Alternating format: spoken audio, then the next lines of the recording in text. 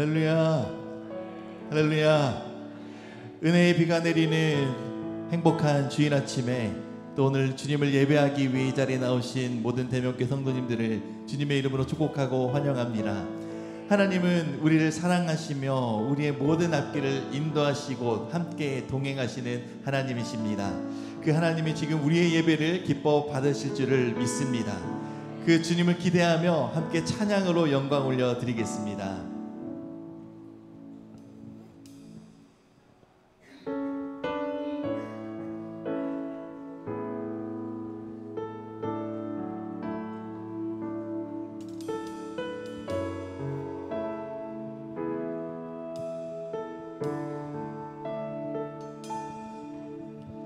우리 주는 위대하며 능력이 많으시도다. 그의 지혜 무궁하며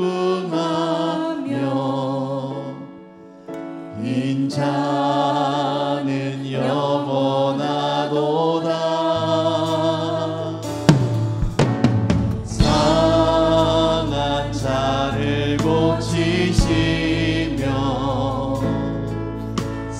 상처를 싸매시도다. 별들의 수를 세시며 이름을 붙이셨도다.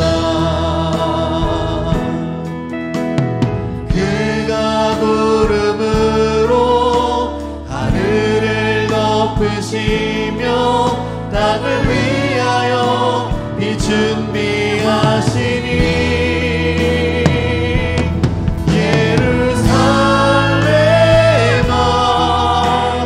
여호와를 찬송할지어다. 내 하나님을 감사함으로 그 앞에 나가며 주인제 앞에 경배해.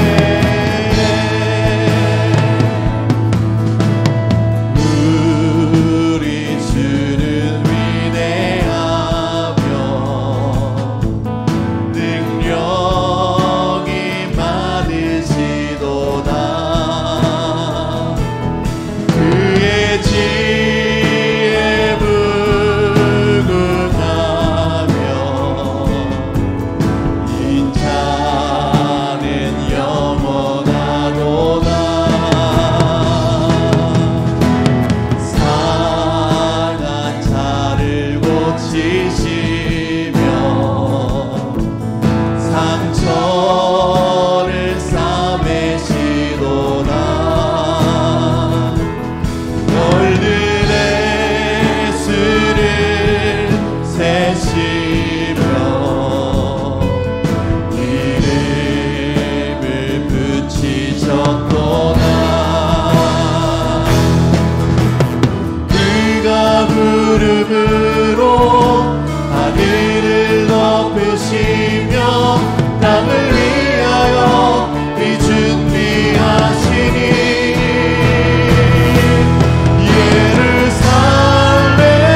예루살렘아 여호와를 찬송할지어다.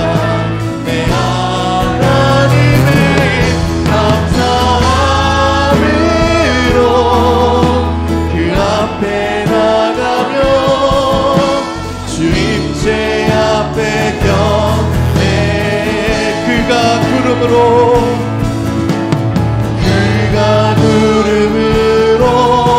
하늘을 덮으시며 땅을 위하여 비 준비하시니 그가 구름으로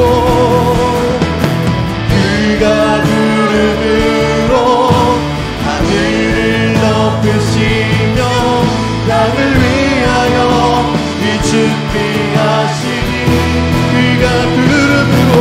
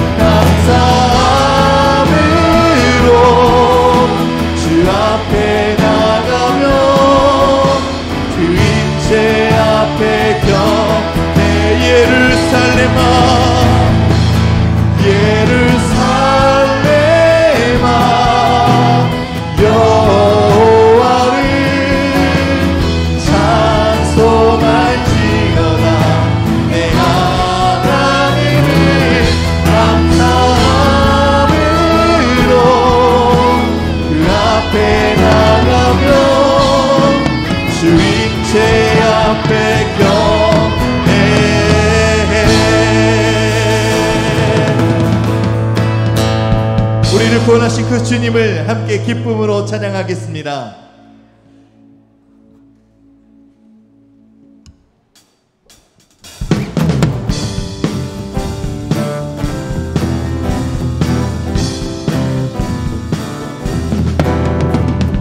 그 주 예수 의지함 심히 기쁜 일일세 영생 허락 받았으니 의심 아주 없도다.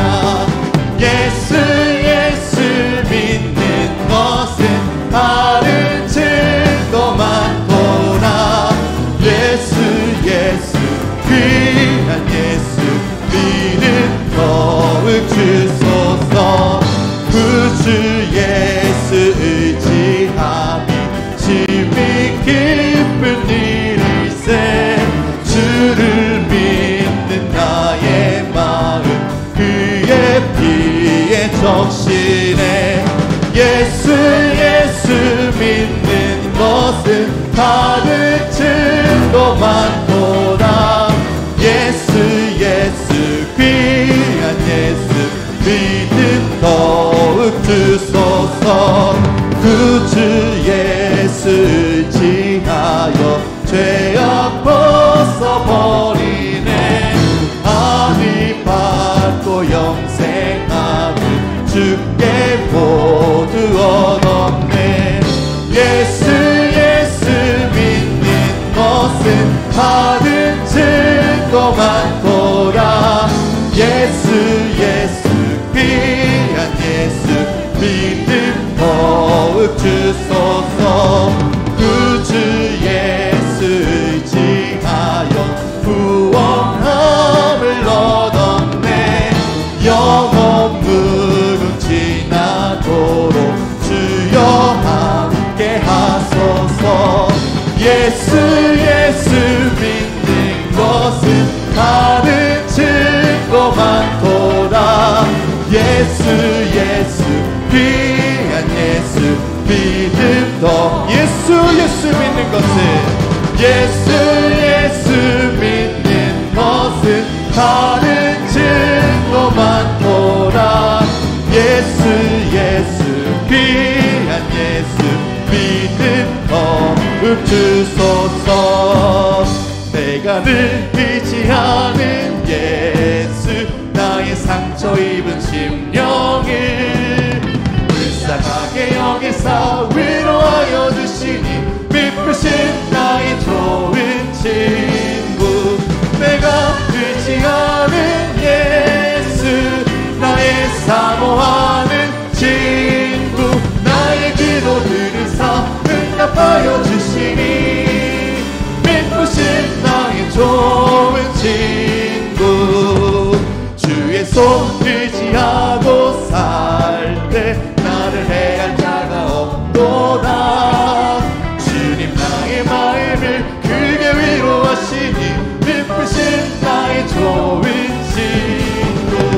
내가 의지하는 예수 나의 사모하는 친구. 나의 기도 들으사 응답하여 주시니 미쁘신 나의 좋은 친구. 내가 요단강 건너가며 마음이 두려워서 떨 때도 주가 인도하시니 어찌 두려워하랴. 미쁘신 나의 좋은 친구. 내가 의지하는 예수 나의 사모하는 친구. 나의 기도 들으사 응답하여 주시니 미쁘신 나의 좋은 친구. 이곳 천국에 올라가서 모든 성도들과 함께 우리 들을 구하신 주를 찬양하리라. 미쁘신 나의 좋은 친구. 내가 의지하는 예수 나의 사모하는 친구. 나의 기도 들으사 응답하여 주시니 미쁘신 나의 좋은 친구. 할렐루야. 주님께 감사와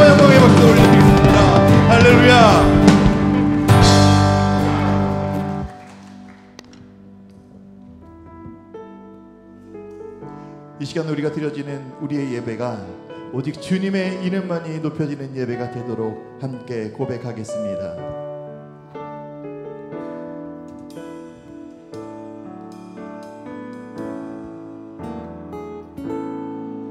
하늘의 문을 여소서, 이곳을 주목하소서. 주를 향한 노래가 꺼지지 않으니 하늘을 열고 보소서. 이곳에 임재하소서. 주님을 기다립니다. 기도의 향기가 하늘에 닿으니 주여 임재하여 주소서. 이곳에 오셔서 이곳에 앉으소서. 이곳에서 드리는 예배를 받으소서. 주님의 이름이 주님의 이름만이 오직 주의 이름만 이곳에 있습니다. 하늘의 문을 여소서. 하늘의 문을 여소서. 이곳을 주목하소서. 주를 향한 노래가 꺼지지 않으니 하늘을 열고 보소서. 이곳에 임재하소서. 주님을 기다립니다. 기도의 향기가 하늘에 닿으니 주여 임재하여 주소서. 이곳에 오셔서 이곳에 앉으소서. 이곳에서 드리는 예배를 받으소서. 주님의 이름이 주님의 이름만이 오직 주의 이름만 이곳에 오셔서 이곳에 오셔서 이곳에 앉으소서. 이곳에서 드리는 예배를 받으소서. 주님의 이름이 주님의 이름만이 오직 주의 이름만 이곳에 있습니다. 이 시간 함께 예배를 위해 함께 기도하며 나아가겠습니다.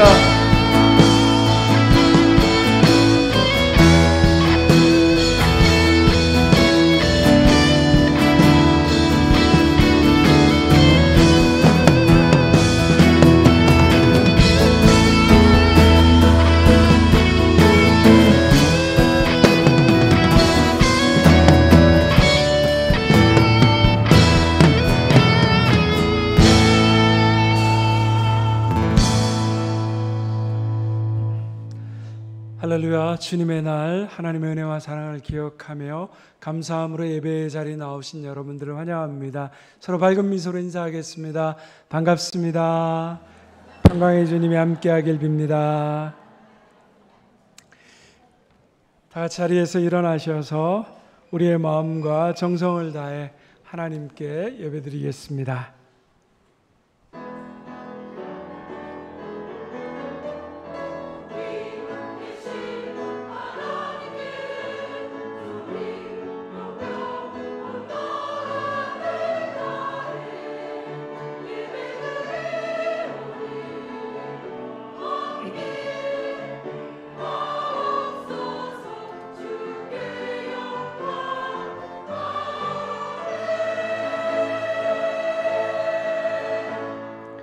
여호와는 죽이기도 하시고 살리기도 하시며 소홀에 내리기도 하시고 거기서 이끌어내기도 하시는도다.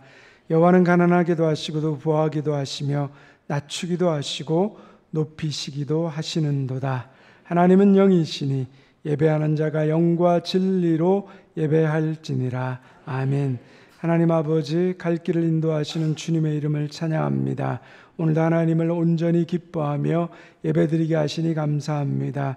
우리의 찬양과 기도와 말씀을 통해 하나님께서 우리에게 말씀하시고자 하시는 음성을 듣게 하여 주시옵시고, 세상을 향하는 우리 마음이 다시 주님께로 향할 수 있도록 인도하여 주옵소서. 예수님의 이름으로 기원하옵나이다. 아멘. 찬송가 1장 함께 찬양하겠습니다.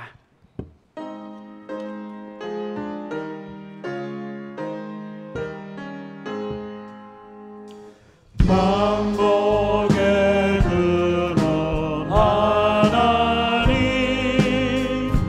온 백성 찬송 드리고, 저 천사여 찬송하세. 찬송 성부 성자 성령.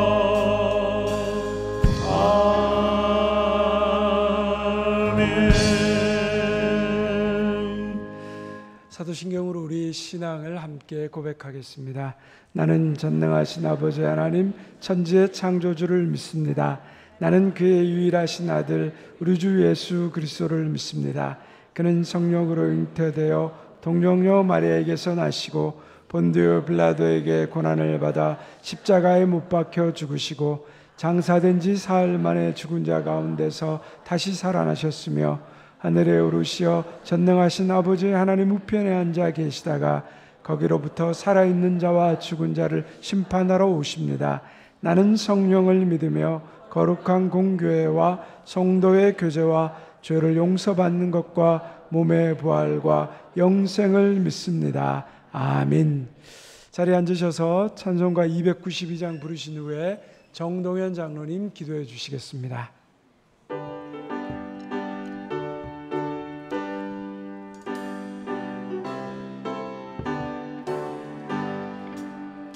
주 없이 살 수 없는 죄인의 구주여, 그 귀한 보배 피로 날 구속하소서.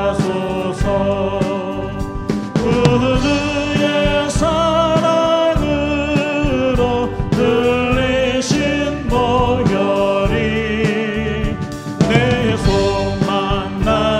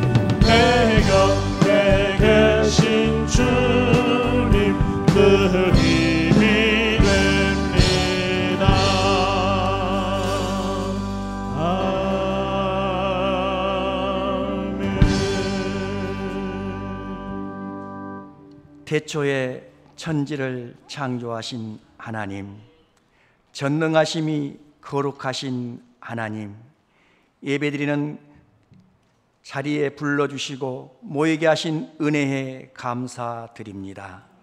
우리가 모여 한 분의 하나님께 하나된 믿음으로 예수님께서 이루신 구원의 믿음 가지고 성령님의 인도하심 따라 베푸시는 은혜를 생각하며 감사와 찬양으로 예배드리오니 영광받아 주옵소서.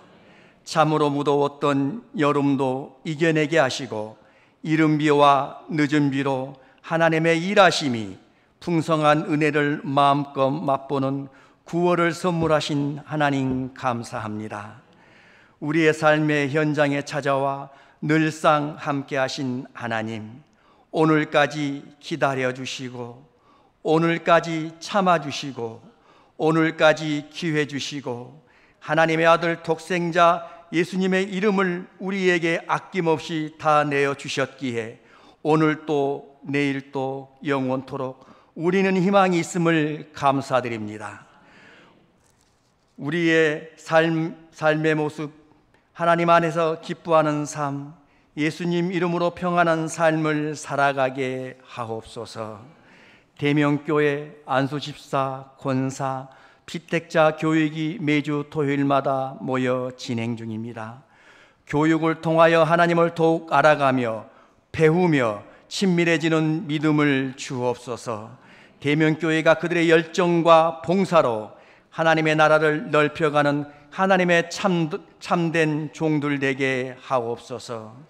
우리의 삶의 모습이 여러모로 힘든 이들의 기도를 아시는 하나님, 야베스의 기도를 들으신 하나님, 하나님께서 나에게 복의 복을 더하사 나의 지경을 넓히시고 하나님의 손으로 나를 도우사 환난을 벗어나게 하시고 근심이 없게 하옵소서. 우리의 눈물을 닦아 주옵소서. 대명교회를 만드시고 영혼 구원의 소명을 우리에게 맡기신 하나님, 우리가 여기에 모여 오늘 예배합니다. 이곳에 모인 우리 모두에게 성령님께서 함께 하시는 믿음을 주시고 보여지는 믿음으로 하나님께서 맡기신 사역의 직무를 감당하게 하옵소서. 하나님, 오늘 우리에게 주시는 말씀이 기대가 됩니다. 성령님께서 목사님과 함께 동행하여 주시고 성령님과 협력하여 영이신 진리이신 생명이신 하나님의 마음과 뜻을 거침없이 전할 때에 가시밭 같은 영혼도 돌짝밭 같은 영혼도 홀로 길가에 버려져 세상체에 질밟힌 영혼도 옥토밭에 떨어진 씨앗처럼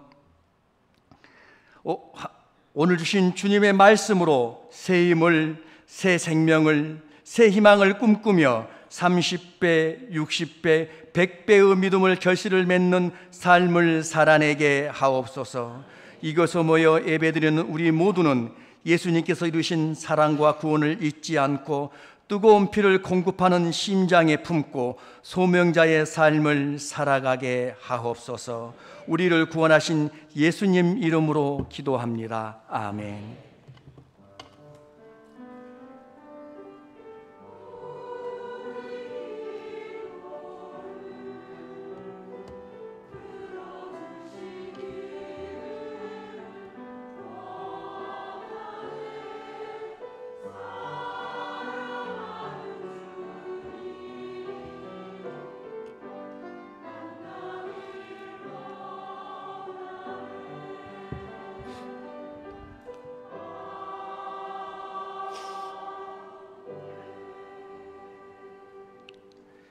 다 같이 자리에서 일어나셔서 하나님 앞에 준비하신 예물 봉헌하겠습니다.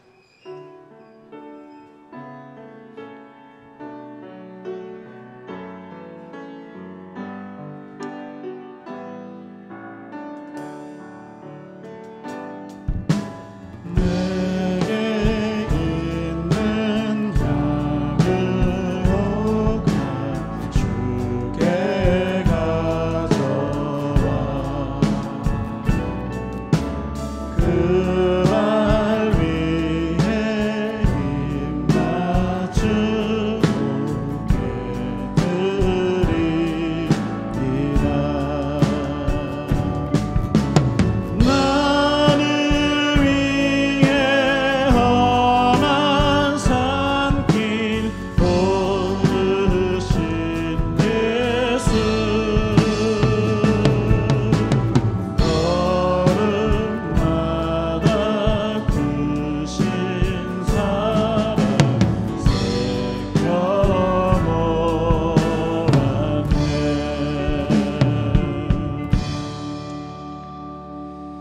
사랑의 하나님, 아침 저녁으로 불어오는 신선한 바람과 맑은 하늘을 선물로 주셔서 감사합니다.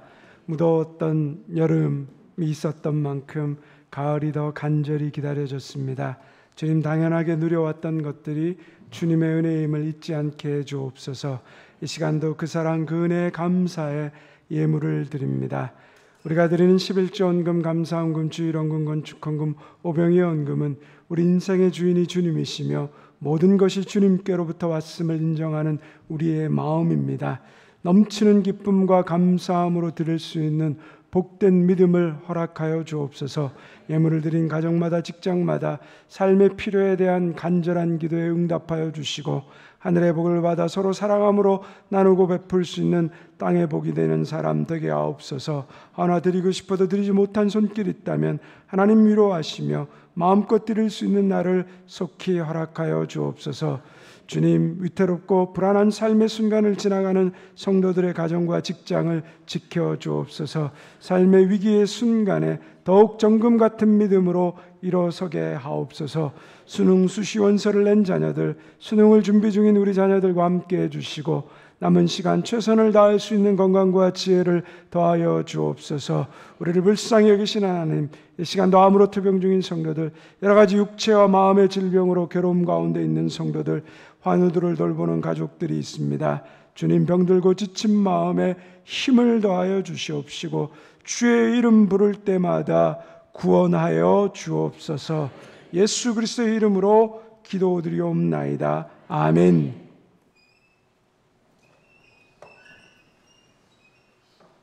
우리 주님의 놀라운 평화가 여러분의 심령과 가정과 일터 위에 가득하기를 소망합니다.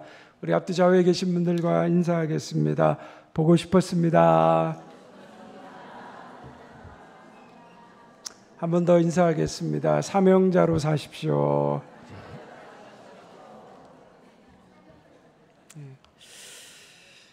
오늘 대면교회 소식 말씀드리겠습니다. 우리 새롭게 등록하신 분들을 환영합니다. 예배 후에 우리 새가족부의 안내를 받아주시기를 바랍니다. 오늘 주일 오후 예배는 마지막 주일 예배로 또 식당과 카페도 휴회하게 됩니다. 2026년 예산위원회 모임이 오늘 2부 예배 후에 4층 만나홀에서 있습니다. 우리 예산위원회에 해당되는 분들은 예배 후에 반드시 참여해 주시기를 부탁드립니다. 우리 2층 로비에 추석 명절 가정예배 순서지가 있습니다. 필요하신 분들은 이번 주 다음 주 비치합니다. 필요한 만큼 가져가 주시기를 바랍니다. 돌아오는 토요일 6시 우리 전교인 새벽 예배 있습니다. 우리 세례 및 입교 신청을 받고 있습니다. 우리 아동 세례와 또 성인 세례 있습니다. 7세 이상 또 12세 미만 아동 중에 세례받기를 원하시는 아동 또 부모님은 함께 신청해 주시고요. 성인들도 또 함께 신청해 주시기를 바랍니다. 우리 지역 전도부가 10월 15일부터 이제 매주 수요일 2시에 또 우리 주변 지역으로 나가서 또 전도하게 됩니다. 함께 하기를 원하신 분들은 또 신청해 주시면 감사하겠습니다. 우리 오카리나 반을 모집합니다. 10월 12일 주일까지고요. 첫 모임을 우리 12일 주일 오후 예배 후에 할렐루야 찬양대실에서 있습니다. 우리 박미란 권사님과 함께하는 또 오카리나 반 여러분들 많이 관심 가지시고 함께 신청하셔서 또 배움과 또 찬양을 하는 기쁨을 누리시기를 바랍니다. 우리 감사한상 구역 소그룹 친교의 날을 10월 19일 저희들 추수감사절 예배 때 오후에 우리 1시 40분 교회 주차장과 카페에서 하려고 합니다. 우리 지난주에 아마 구역 모임하면서 좀 이야기들을 나누셨을 텐데요. 우리 구역이 올 상반기 또 하반기 계속해서 잘 모임을 가지시고 있고요. 평균 한 190분 정도 우리 모임이 이루어지고 있습니다. 특별히 또 가을을 맞이해서 구역들과 또 친교도 이루고 지금까지 또 참여하지 못했던 분들 같이 초대해서 서로 인사도 나누고 환영도 하며 또 즐거운 식사의 시간을 가지려고 합니다. 그래서 이날은 여러분들께 양해드리고 싶은 것은 교회에서 따로 식사를 준비하지 않습니다. 구역별로 우리 식사를 각 구역에서 알아서 준비해 오시는데요. 어떤 구역은 보니까 불판에 삼겹살 뭐 이렇게도 하시고, 또 어떤 구역들은 치킨, 피자, 배달 음식, 또 아이들과 함께 하는 구역들도 있고, 또 거한 한식 뭐 이렇게 또 준비하시더라고요. 다양한 아마 즐거움과 또 교제와 기쁨이 있으리라고 생각이 됩니다. 또 이후에는 구역끼리 식사하고 교제하고요. 또 퍼니 픽처라 그래서 여러분들 같이 구역 식구들끼리 가장 재밌는 사진 포즈를 찍어서 저희들이 전시해서 여러분의 투표로 가장 많이 투표를 받는 우리 구역에게 또 시상을 하고요. 또 끝나고 다시 우리가 오행시 시상이 있습니다. 주제는 정대일 목사 대명교회 짱 뭐 이렇게 나갈 수도 있는데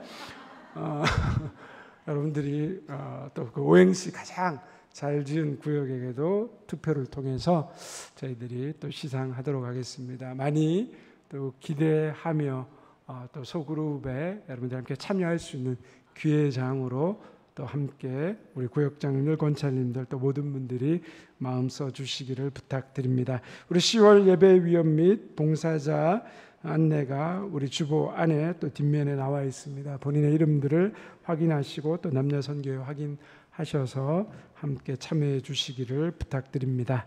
할렐루야 찬양대 찬양이 있겠습니다.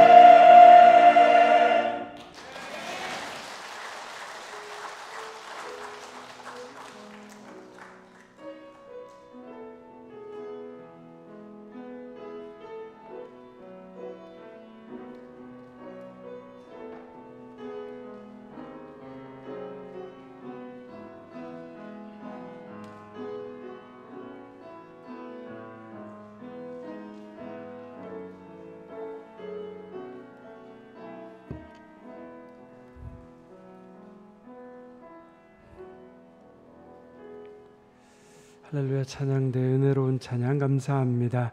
오늘 우리에게 주신 하나님의 말씀을 함께 보겠습니다. 창세기 25장 19절에서 26절까지의 말씀입니다. 구약성경 창세기 25장 19절에서 26절까지의 말씀을 제가 한 절, 여러분들이 한 절씩 교독하도록 하겠습니다. 이 계시의 말씀을 들을 때 살아계신 하나님의 음성을 들을 수 있기를 바랍니다. 아브라함의 아들 이삭의 족보는 이러하니라. 아브라함이 이삭을 낳았고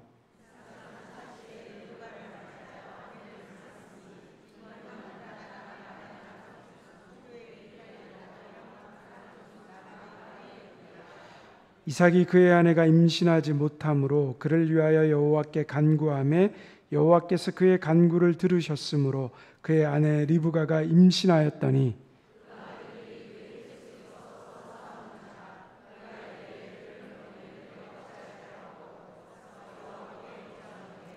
여호와께서 그에게 이르시되 두 국민이 내 태중에 있구나. 두 민족이 내 복중에서부터 나누이리라.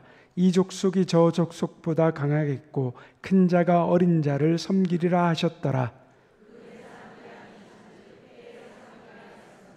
먼저 나온 자는 붉고 전신이 털옷 같아서 이름을 에서라 하였고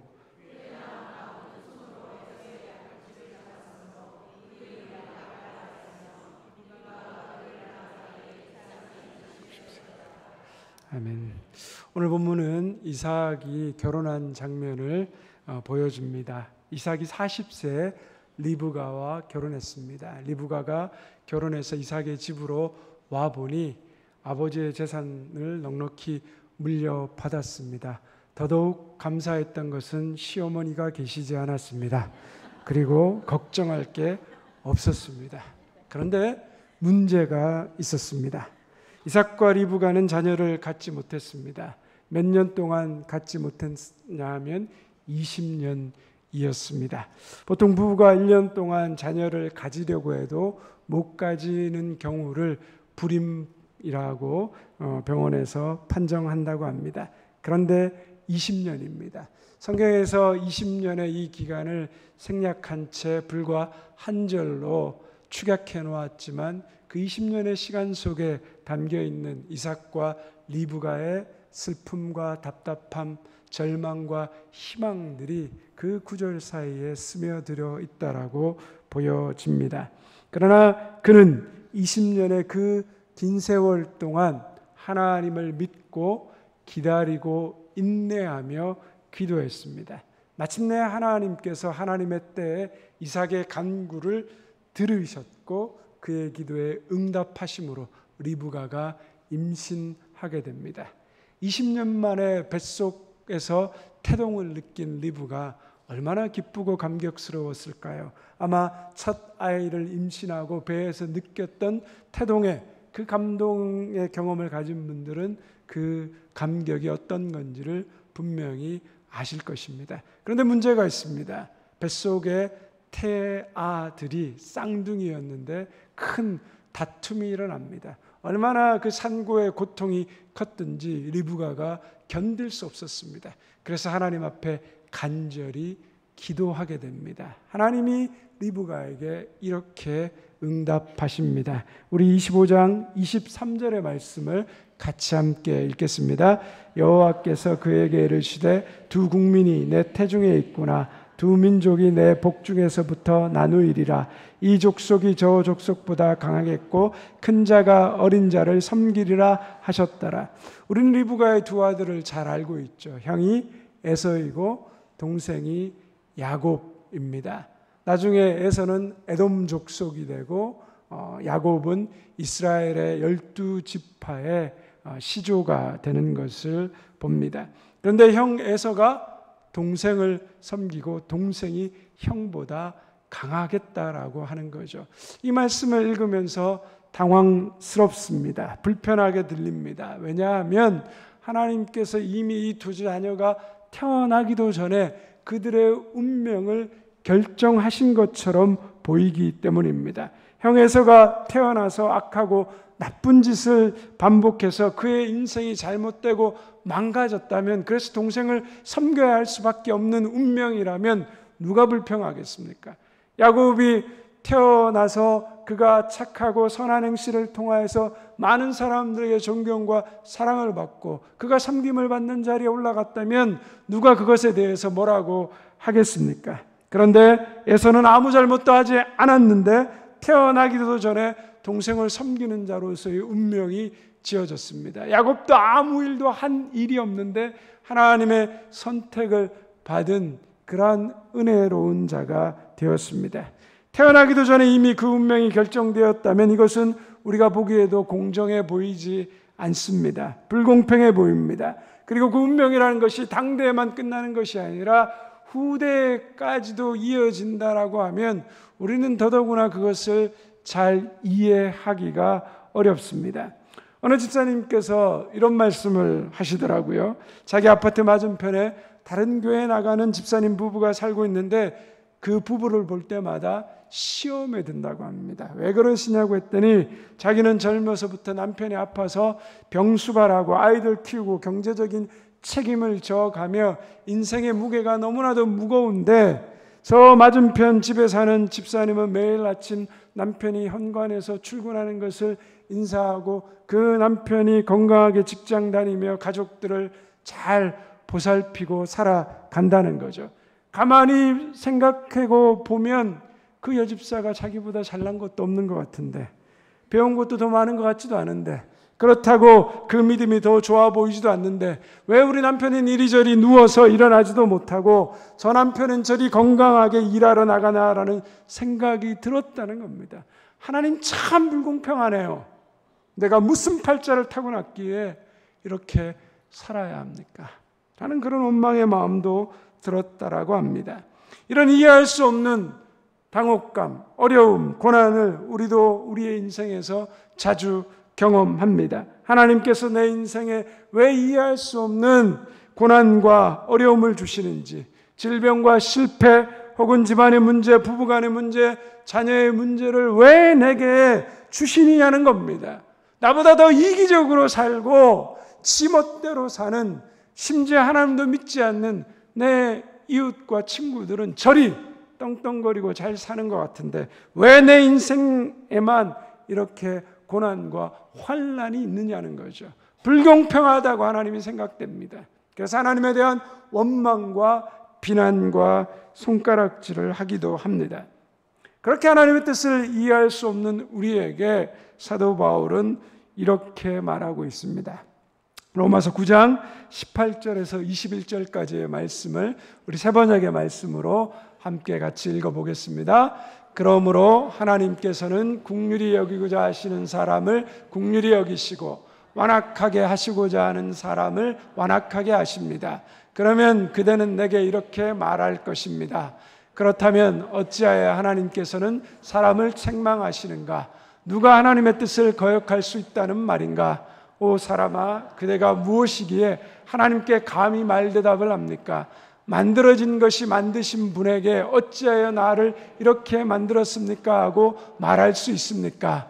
토기장이에게 흙 한 덩이를 둘로 나누어서 하나는 귀한 데 쓸 그릇을 만들고 하나는 천한 데 쓸 그릇을 만들 권리가 없겠습니까? 여러분, 지금 사도 바울이 말하고 있는 핵심이 무엇입니까? 하나님께서 야곱을 선택하셨습니다. 하지만 그 어느 누구도 야곱을 선택하신 하나님 앞에서 하나님이 공평하시지 않다든지 하나님이 왜 야곱을 택하셨는가에 대해서 반문할 수 없다라는 겁니다. 왜냐하면 누구든지 긍휼히 여기시는 그것은 하나님의 마음이기 때문입니다. 토기장의 비유가 가르쳐주는 바는 하나님의 주권적인 선택입니다.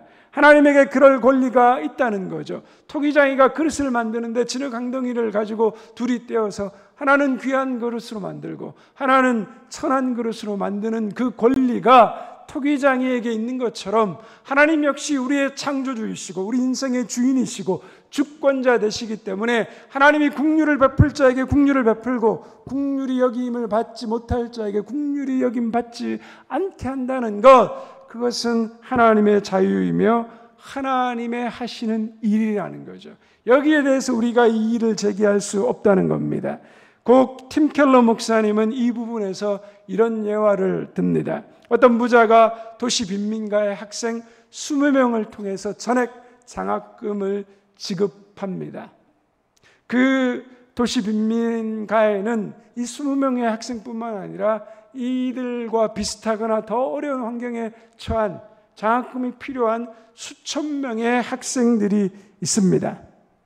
그리고 부자도 그 20명보다 그 학생들을 더 도울 수 있는 여력도 있습니다. 하지만 부자가 20명만 도왔다고 해서 다른 학생들에게 불공평하게 대했다라고 누가 말할 수 있냐는 거죠. 왜 저들에게만 혜택을 주고 나에게는 혜택을 주지 않고 부자가 의롭지 못하다라고 누가 이렇게 주장할 수 있겠습니까?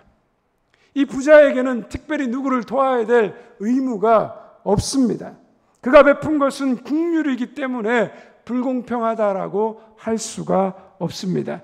마찬가지로 하나님은 누구에게도 빚지지 않으셨기 때문에 모두에게 국률을 베푸시든 일부에게 국률을 베푸시든 아니면 아무에게도 국률을 베푸시지 않든 그 모든 것이 하나님의 자유입니다. 어느 누구도 하나님께 국률을 요구하지 못합니다. 사람이 자신의 의지나 노력으로 하나님께 선택받는 것이라면 그것은 문제가 있습니다. 그러면 여기 있는 분들은 거의 다 선택받지 못할 것입니다. 자신의 의지와 노력으로 하나님께 선택받는 것이 아니라 오직 하나님께서 베푸시는 자비와 하나님의 주권으로 선택받는 것입니다. 우리가 생각하기에 우리가 선택할 수 있는 것이 많은 것처럼 보입니다. 그런데 정말 우리 삶의 중요한 것들을 우리는 선택하지 못합니다. 우리는 태어나기 전에 이미 어디에서 태어날지가 결정됩니다.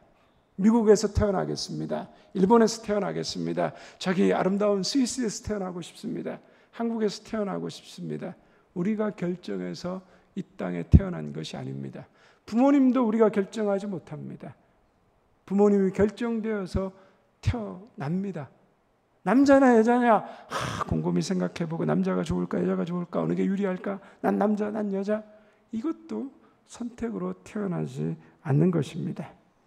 왜 한국이냐? 왜 이 부모님이냐? 왜 남자나 여자냐? 우리는 그 이유를 모릅니다. 하나님의 높은 뜻과 그 길을 우리가 다 알 수 없는 거죠. 우리의 선택이 아니고 하나님의 주권적인 결정으로 일어난 일입니다. 우리의 삶의 가장 중요한 조건들은 사실상 모두 하나님께서 디자인한 것입니다. 우리의 인생을 하나님이 창조하시고 디자인하셨다는 것입니다. 그런데 문제는 우리는 우리가 당하는 고난과 어려움에 자신을 자꾸만 에서에다가 대입하는 거죠. 왜 나는 야곱이 되지 못하고 하나님 에서와 같은 사람이지요? 왜 야곱과 같은 선택을 나에게 안 해주십니까? 뭔가 야곱은 풍성이 가진 것 같고 에서는 뭔가 잘못된 것 같이 그렇게 우리는 늘 바라봅니다. 그러나 우리가 정말 정직하게 우리의 삶을 객관적으로 볼 수 있다면 우리는 에서가 아니라 야곱의 자리에 있다는 것을 깨닫게 될 것입니다. 우리는 야곱이 그랬던 것처럼 아무 잘한 일이 없는데 헤아릴 수 없는 하나님의 놀라운 은혜를 입고 살아갑니다. 우리는 죽을 수밖에 없는 죄인인데 하나님이 우리를 택하셔서 하나님 자녀로 삼으셨습니다. 우리는 간절히 원하지도 않았는데 하나님의 말로 할 수 없는 은혜가 우리의 삶 가운데 넘쳐나고 있습니다. 여러분, 한국에 태어난 것이 얼마나 감사합니까? 지금도 제3세계에서는 하루에 13,000명에 되는 5세 미만의 어린아이들이 질병과 영양실조로 죽어갑니다. 전 세계 인구의 10%가 조금 넘는 8억 8천 명의 인구가 매일마다 먹을 것이 없어서 하루 한 끼도 겨우 먹고 살아가는 그 배고픔 가운데 잠자리에 들고 있습니다. 이에 반해 우리는 얼마나 풍요롭고 좋은 땅에서 온갖 것을 먹고 누리며 살아가고 있습니까? 하지만 우리는 그런 복과 은혜를 입었으면서도 하나님께 왜 하나님 우리에게 이런 은혜를 주셨는지요? 전혀 묻지 않습니다. 당연한 권리와 자격으로 생각합니다. 우리는 북한이나 중국, 캄보디아, 미얀마에서 태어나 지금도 독재와 군사 정권 아래에서 두려워 벌벌 떨며 조금이라도 잘못하면 언제 끌려가고 죽을 줄 모르는 그런 나라에 태어나지 않았습니다. 자유롭고 안전한 땅에서 마음대로 하고 싶은 것을 하고 가고 싶은 것을 오가며 살아가고 있습니다. 하지만 우리는 하나님께서 왜 이런 큰 자유와 이 은혜를 주셨는지 따지고 묻지 않습니다. 얼마나 많은 사람이 태어나면서부터 고칠 수 없는 질병으로 고통받고 평생 심지어는 침대에 누워서 지내고 있는 사람들이 얼마나 많습니까? 그런데 우리는 사지가 멀쩡하고 먹는 것마다 소화시키고 일하러 가고 놀러가며 가족들과 친구들과 여행하며 살아갑니다. 하지만 왜 우리가 이런 기쁨을 누리고 살아가는지 우리는 하나님께 한 번도 항변하지 않습니다. 이 모든 것을 우리가 이루어낸 것입니까? 우리의 능력과 우리의 유능함이 이 모든 것을 만들어낸 것입니까? 그러면 가난한 나라의 사람들은 우리보다 멍청하고 게을러서 죽을 노력을 다해도 우리의 한 달 월급도 안 되는 돈을 1년 동안 벌기 위해서 그 고생을 하며 살고 있는 것입니까? 도대체 우리가 이런 복을 누리는 이유가 무엇입니까? 아무 이유가 없습니다. 아무 근거도 없습니다. 저와 여러분의 성과와 권리가 아닙니다. 그런데도 하나님은 야곱이 태어나기도 전에 그런 복을 받도록 계획하신 것처럼 저와 여러분이 이 모든 복을 누리도록 계획해 주셨습니다. 은혜로 거저 주신 것입니다. 이것이 우리가 하나님 앞에서 마땅히 돌려야 될 찬송과 영광인 것입니다. 한 목사님이 모임 중에 이런 이야기를 하셨습니다. 교회 남선교회에서 등산을 갔습니다. 목사님 아침에 출발하기 전에 함께 모여서 기도해 주었습니다. 몇 시간이 지나고 교회로 다급한 전화가 걸려왔습니다. 목사님 큰일 났습니다. 아니 왜요? 우리 박모 집사가 등산하다가 그만 발을 헛디뎌 가지고 벼랑으로 추락했습니다. 크게 다쳤습니다. 119 불러서 지금 병원으로 갔는데 생명에는 지장이 없다고는 하는데 움직이지 못합니다. 다들 너무 놀라고 마음이 힘들어서 등산을 포기하고 교회로 돌아가는 중입니다. 교회 남선교 회원들이 기운이 빠져서 돌아왔습니다. 그 중에 한 집사님이 걱정하는 목사님을 보며 이렇게 얘기합니다. 목사님이 기도하셨는데 왜 박 집사가 다쳤는지 모르겠습니다. 목사님 영빨이 약하신 것 같아요. 이래서 목회가 잘 되시겠어요? 목사님 마음에 크게 상처받았습니다. 그런데 며칠 뒤에 박 집사님의 아내 되시는 권사님이 교회로 감사원금을 들고 찾아오셨습니다. 아니 권사님 이게 웬일이세요? 집사님 많이 다치시고 어려움 가운데 있는데 왜 헌금을 들고 오셨어요? 목사님 우리 박 집사가 교회에 꼭 감사원금을 하라는 거예요. 왜요? 글쎄 그날 아침에 박 집사가 등산 갈 때 목사님이 오셔서 기도해 주셨는데 그 기도가 너무 은혜스럽고 감사하고 마음이 뜨거워지면서 자기가 울컥하더래요. 그래서 돌아보니까 등산 가서 떨어졌는데 죽지 않고 살아난 것은 그 기도 때문이라는 거예요. 하나님이 살려주셔서 너무 감사해서 교회에 헌금을 가지고 왔다는 겁니다. 이 두 사람의 반응이 우리가 하나님 앞에 보이는 믿음의 모습의 현주소를 보여줍니다. 하나님이 나를 사랑하신다면 하나님 내 인생에 왜 이런 일이 일어납니까? 이렇게 항변하시는 분들이 있습니다. 그러나 하나님이 나를 사랑하시기 때문에 이 고난 가운데서도 내 삶이 무너지지 않고 절망하지 않고 다시 일어설 수 있는 힘을 얻었습니다. 이것이 바로 하나님의 주권자 되심을 믿고 아는 성도들의 바른 신앙 고백인 것입니다. 그런데 이렇게 우리에게 처해진 모든 상황을 하나님의 주권과 섭리로 믿고 받아들이는 것을 어떤 사람들은 이렇게 오해하기도 합니다. 그렇게 생각하는 것은 그저 주어진 현실을 받아들이며 거기에 적응하며 살아가란 그런 말 아닌가요? 여러분, 숙명론이 무엇입니까? 숙명론은 나의 의지와 관계없이 절대로 바꿀 수 없는 삶을 말합니다. 내게 주어진 가난, 질병, 실패, 절망, 내가 무슨 짓을 해도 바꿀 수 없으니까 그냥 체험하고 받아들이고 거기에 순응해서 살아가는 것을 숙명론이라고 말합니다. 그러나 우리 그리스도인들은 숙명으로 사는 사람들이 아니라 사명으로 사는 사람들입니다. 우리에게 주어진 상황은 하나님의 뜻을 이루기 위해서 우리에게 주신 사명이라는 거죠. 우리가 왜 가난한 집에 태어났습니까? 그 집을 일으키라고 주님께서 우리에게 사명을 주신 것입니다. 우리가 왜 예수 믿지 않는 집에 태어나서 핍박받고 불신 가운데 살아났습니까? 우리가 그 불신 가정의 구원의 씨앗이 되라고 하나님께서 사명을 주신 것입니다. 우리가 왜 남들이 겪지 않는 질병을 겪고 암과 싸워야 되고 이런저런 실패와 고통과 아픔 가운데 지내야 합니까? 내 주변에 수많은 질병과 아픔과 탄식 가운데 상처받는 그 자들을 돌보고 위로하는 자가 되라고 주신 사명입니다. 그리스도인의 삶은 숙명이 아니라 사명입니다. 숙명으로 체념하고 사는 사람들과 사명으로 믿고 그것을 적극적으로 극복해가는 사람은 전혀 다른 삶의 결과를 맞게 됩니다. 그러므로 우리 인생의 성공 여부는 세상이 평가하는 기준으로 얼마를 더 벌었느냐, 얼마로 더 높이 올라갔느냐 이런 것으로 결정되는 것이 아니라 주님이 나에게 맡겨주신 이 사명을 얼마나 충성스럽게 감당했느냐, 얼마나 성실하게 감당했느냐로 평가될 것입니다.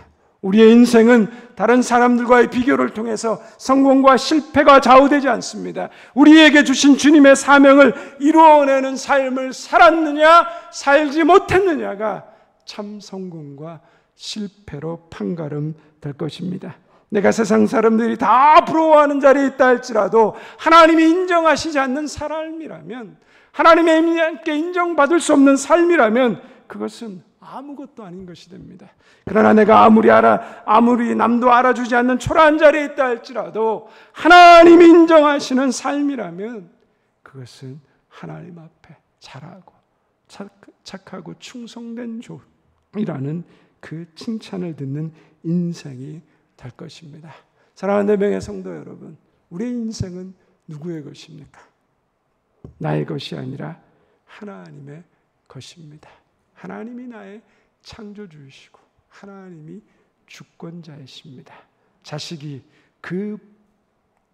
부모가 그 자식이 잘 되기를 바라는 것처럼 우리가 하나님 안에 있다는 것은 하나님의 놀라운 구원과 생명의 은혜 아래 있다라는 것입니다. 우리가 누리는 모든 중요한 것들은 우리 인생의 주인이신 하나님께서 거저주시는 은혜로 우리가 누리는 것입니다. 그렇기 때문에 우리는 어떤 고난 가운데서도 아픔 가운데서도 하나님께 마땅히 영광과 찬송을 돌려야 될 이유가 있는 것입니다. 오늘도 나는 하나님의 선택을 받은 자입니다. 왜 나 같은 자를 선택하셨는지 우리는 그 이유를 알지 못합니다. 그러나 하나님의 선택을 받았다는 것, 그것은 바로 사명을 받은 자입니다. 사명을 받은 자는 주어진 어떤 환경 속에서도 나를 선택하신 그 주님의 뜻을 이루기 위해서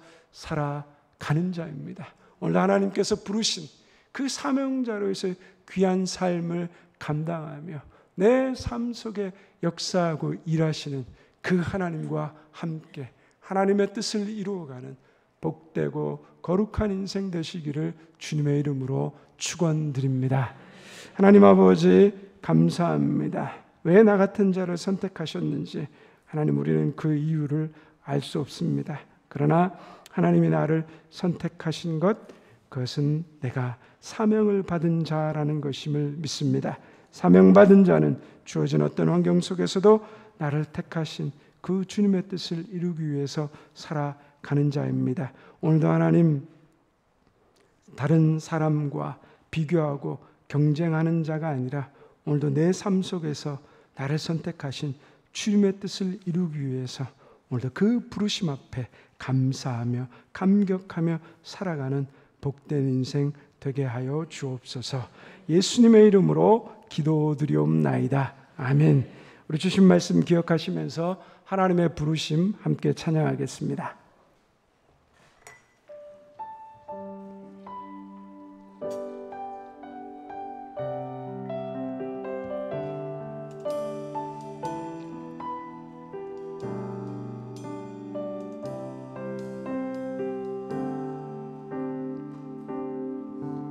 하나님의 부르심에는 후회하심이 없네.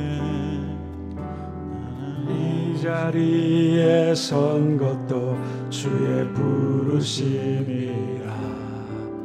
하나님의 부르심에는 결코 실수가 없네. 나를 부르신 하나님의 신실하심을 믿네. 다시 한번 부르겠습니다. 하나님의 부르심에는 후회하심이 없네. 하나님의 부르심에는 후회하심이 없네. 내가 이 자리에 선 것도 주의 부르심이라. 하나님의 부르심에는 결코 실수가 없네. 나를 부르신 하나님의 신실하심을 믿네. 날 부르신 뜻 내 생각보다 크고, 날 향한 계획 나의 지혜로 증량 못하나. 가장 좋은 길로, 가장 완전한 길로 오늘도 날 이끄신 믿네. 작은 나를 부르신 뜻을 나는 알 수 없지만, 오직 감사와 순종으로 주의 길을 가리라. 때론 내가 연약해져도 주님 날 도우시니, 주의 놀라운 그 계획을 나는 믿으며 살리. 날 부르신 뜻, 날 부르신 뜻 내 생각보다 크고, 날 향한 계획 나의 지혜로 증량 못하나. 가장 좋은 길로, 가장 완전한 길로 오늘도 날 이끄신. 날 부르신 뜻 내 생각보다 크고, 날 부르신 뜻 내 생각보다 크고, 날 향한 계획 나의 지혜로 증량 못하나. 가장 좋은 길로, 가장 완전한 길로 오늘도 날 이끄신 믿네. 우리 시간 말씀을 기억하며 기도의 자리로 나아가길 원합니다. 하나님이 날 부르신 이유, 나를 선택하신 이유, 나는 그 이유를 알 수 없습니다. 그러나 하나님이 나를 선택하셨다는 것, 하나님이 나를 사명자로 부르신 것입니다. 내가 어떤 상황과 어떤 환경 가운데 있을지라도 하나님의 뜻을 이루는 인생을 살라고, 세상의 환경에 상황에 순응하며 체념하며 사는 인생이 아니라 하나님 부르신 뜻에 합당한 인생으로, 하나님 부르신 그 거룩한 부름 앞에 하나님을 사랑하고 이웃을 사랑하고 생명을 살리는 그 부르심 앞에 하나님 순종하게 도와주시옵소서. 세상의 비교와 경쟁에 나를 하나님 몰아넣는 자가 아니라 이 하나님의 부르심의 뜻을 신실하게 감당하는 자로 하나님, 그 하나님 앞에 나를 드리며 하나님께서 이끄시는 그 길로 인도함 받는 거룩한 인생 되게 하여 주시옵소서. 우리한 믿음을 가지고 이 믿음을 고백하며 주의 이름 부르며 나아갑니다. 주여, 하나님 아버지 감사합니다. 오늘 귀한 말씀을 통하여서 우리를 부르신 그 하나님의 뜻, 우리를 부르신 그 하나님의 은혜, 우리를 부르신 그 하나님의 그 생각과 마음을 다시 한번 깊이 생각하며 돌아보게 하여 주시니 감사합니다. 하나님, 나를 부르신 것 하나님의 은혜입니다. 나를 택하신 것 오직 하나님의 은혜입니다. 하나님, 나를 부르신 그 삶의 자리에서 어떤 상황, 어떤 형편 가운데 있을지라도 하나님 부르신 그 내 삶의 뜻을 이루기 위해서, 하나님의 뜻을 이루기 위해서 내 삶의 자리가 하나님 나라가 되도록, 하나님의 통치와 다스림이 내 삶 가운데 이룰 수 있도록 감사와 순종으로 하나님의 길을 갈 수 있는 은혜를 부어주시옵소서. 우리가 연약해져도 주님이 우리를 도우신다고 하셨습니다. 주의 신실하신 그 계획을 믿으며 하나님 나아갈 수 있도록 주셔서 내 인생을 향한 그 하나님의 뜻 이루어가는 사명자로 하나님 서게 하여 주시옵소서. 그 하나님의 은혜와 그 놀라우신 계획을 믿으며 오늘도 하나님 이끄신 그 놀라운 인생의 길을 하나님 따라가며 감사와 순종으로 나아가오니 함께하여 주시옵소서.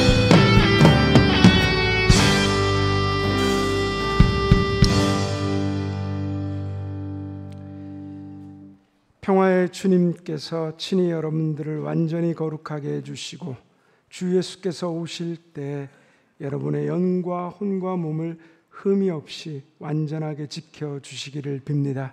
여러분을 부르시는 이는 신실하시니 이 일을 또한 이루실 것입니다. 지금은 우리 주 예수 그리스도의 은혜와 하나님 아버지의 변함없으신 사랑과 성령이 함께 하시며 위로하시며 교통하심이 하나님의 선택하심에 감사하며 사명자로서 하나님의 뜻을 이루며 세상으로 담대히 나아가는 우리 사랑하는 모든 대명의 성도들과 그 가정과 직장과 우리의 자녀들, 주님의 몸된 교회의 나라의 민족 온 세계 열방 가운데 이제부터 영원토록 함께 하옵시기를 간절히 축원하옵나이다. 아멘.